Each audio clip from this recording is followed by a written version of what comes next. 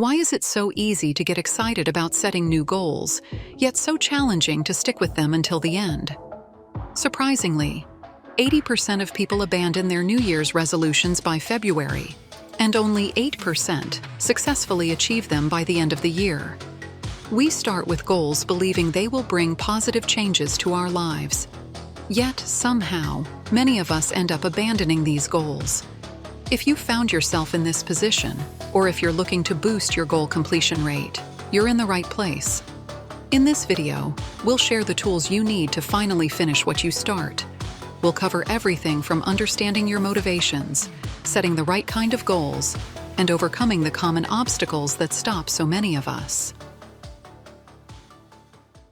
It's easy to get caught up in the how of reaching goals, but often, the biggest question we need to ask ourselves is, why? Understanding your deeper motivations matters more than we often realize. So first, take a moment to consider a recent goal you've set for yourself. Ask yourself why you chose this particular goal. If it's because it's something you genuinely enjoy, or because you're keen on improving a skill, you're on a solid path. But if your goal is driven by the desire for others' approval or to outshine someone, it might be worth taking some time for deeper reflection.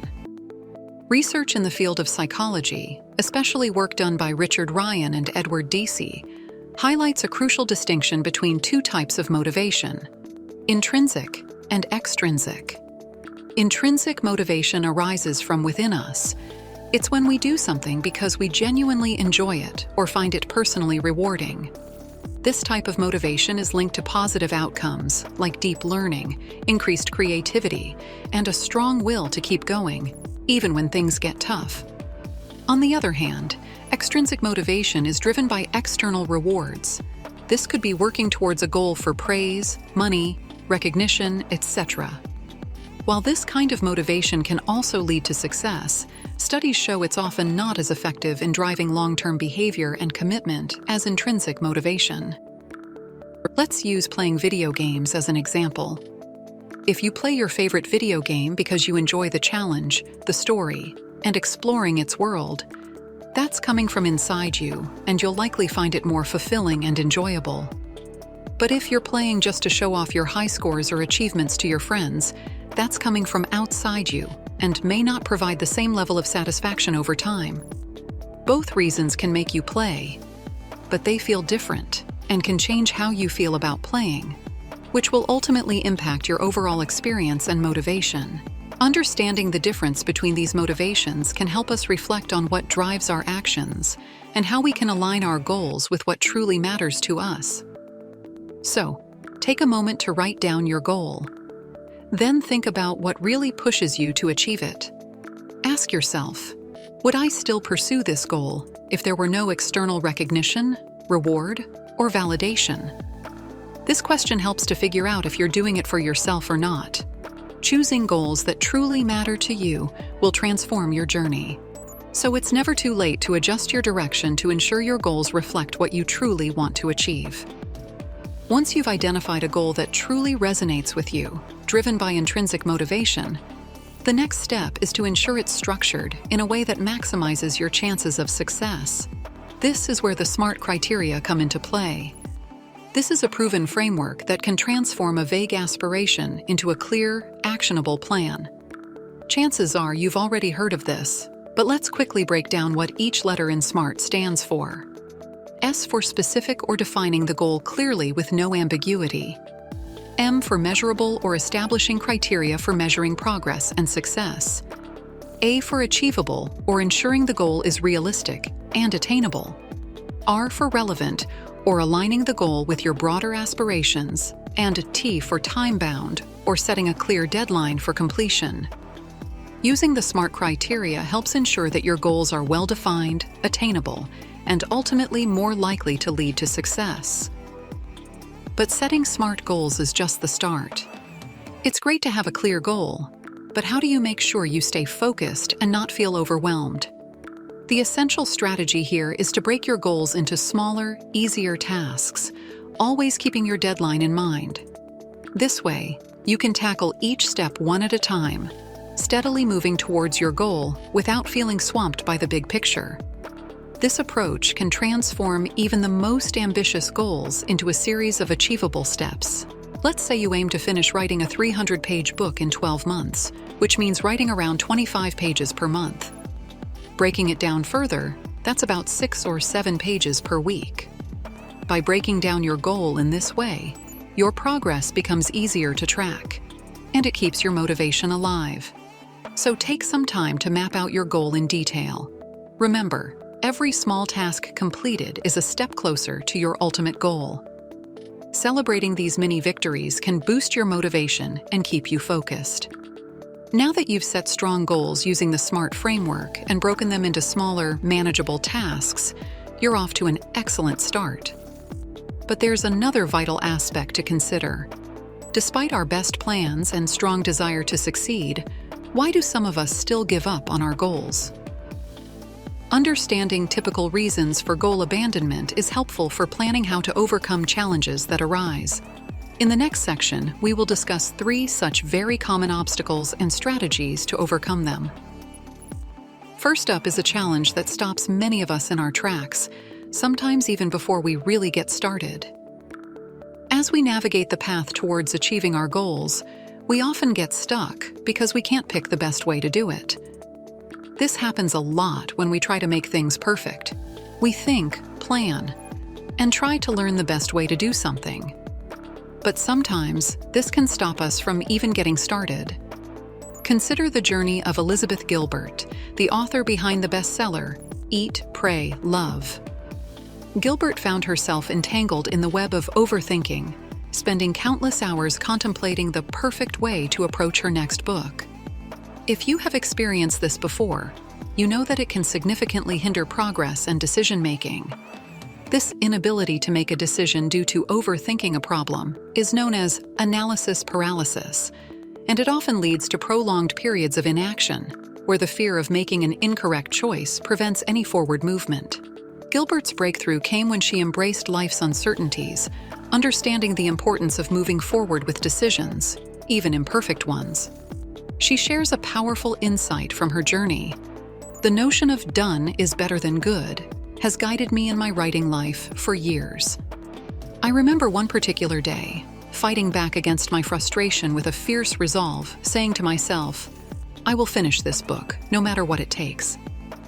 This mindset shift underscores the value of completion over perfection. Breaking down your goals into mini-goals and setting deadlines, as we've already discussed, is a great strategy for overcoming this challenge. However, what's equally important is adopting a mindset shift towards embracing good enough. Release yourself from the stress of perfectionism and focus on making meaningful progress.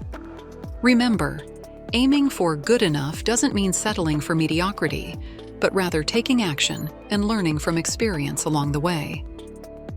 Next in our obstacle list is a feeling that's all too familiar to many of us. Think back to a time when you were about to start something new and important. Did you feel fear creeping in as you moved forward? Let's say you've decided to learn to play guitar. It starts as an exciting journey filled with enthusiasm.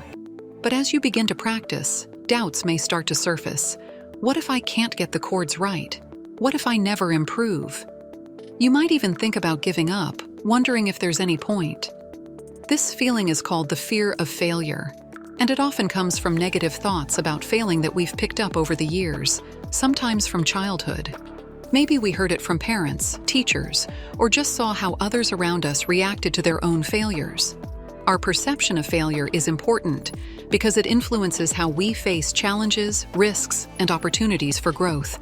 Take, for example, the legendary basketball player Michael Jordan, who was cut from his high school basketball team, yet went on to become one of the greatest athletes in history.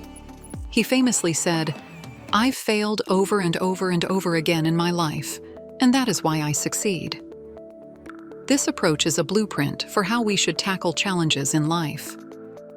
So the first and essential step in overcoming this challenge is reframing your definition of failure. If we view failure as a setback or a reflection of our worth, we might avoid trying new things or giving our best effort to avoid the risk of failing. On the other hand, Seeing failure as a natural part of the learning process and an opportunity for growth encourages resilience, persistence, and a willingness to experiment and take risks.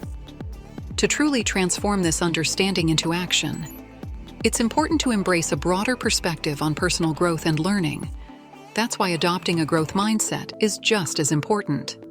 Believe that your skills and intelligence can grow with effort, time, and persistence. When you encounter setbacks, instead of feeling beaten, ask yourself, what can I learn from this? This approach will make us more comfortable with approaching new challenges instead of sticking to what you're sure you can do perfectly. Another practical approach is to write down your fears. Ask yourself, why do I feel this way? What am I truly afraid of? Seeing your fears on paper often makes them seem smaller and more manageable. Counter your self-doubts with reminders of your past achievements and positive feedback. This will also strengthen your confidence in your abilities. Remember, you're not alone in this, and it's okay to feel those fears. The key is to be kind to yourself, celebrate small wins along the way, and keep moving forward. The final obstacle to consider involves factors beyond our control. Sometimes our journey towards our goals is blocked not just by our inner doubts, but also by external challenges. Imagine you've committed to a fitness regimen, finding joy and satisfaction in the progress you're making. Each session at the gym brings you closer to your goals. Then, unexpectedly, you sustain an injury while lifting weights. Suddenly, the momentum you've built seems to come to a screeching halt. This scenario is not just about physical pain, but also about the mental and emotional setback it represents. These unexpected external challenges can leave us feeling discouraged and defeated, but it doesn't have to end our journey or define our future. Take the example of Serena Williams, one of the greatest tennis players of all time. In 2010, she suffered a serious foot injury that required multiple surgeries and a lengthy recovery process. Many wondered if she would ever return to her winning form. But Williams, with unwavering determination, not only returned to the court but continued to win Grand Slam titles. She famously said, "I really think a champion is defined not by their wins, but by how they can recover when they fall." So what are some ways in which we can be a champion and recover from external challenges? A key strategy in overcoming external challenges is to shift your mindset by focusing on the process rather than solely on the outcome. This approach encourages you to value each step of your journey, recognizing that growth and learning occur through experience and not just at the point of achieving your goals. Adopting a process-focused mindset means celebrating small victories, acknowledging progress, and understanding that setbacks are temporary and part of the journey. And with that mindset, you can adapt and adjust your goals when faced with these challenges because flexibility is crucial. In the case of our gym injury, you might not be able to do your usual workouts, but you can still make healthy eating choices, research recovery exercises, or explore alternative forms of low-impact exercise. This flexibility allows you to maintain progress and momentum, even when direct paths to your goals are blocked. As we wrap up, let's keep in mind that the setbacks we face along our journey don't shape who we are. It's how we respond to them that truly matters. Your ability to navigate through these challenges not only brings you closer to your goals, but also builds a stronger, more resilient you. Remember, you're not in this alone. It's essential to seek out friends, family, or someone you trust for support. Having someone there to listen and offer words of encouragement can be very uplifting. Talking to a professional, like a therapist, can also be incredibly beneficial, especially when you're feeling overwhelmed or stuck. And if you find you need to pause your journey, that's perfectly fine. It's not the end. You can pick up where you left off whenever you're ready, with fresh energy and insight. Thanks for watching.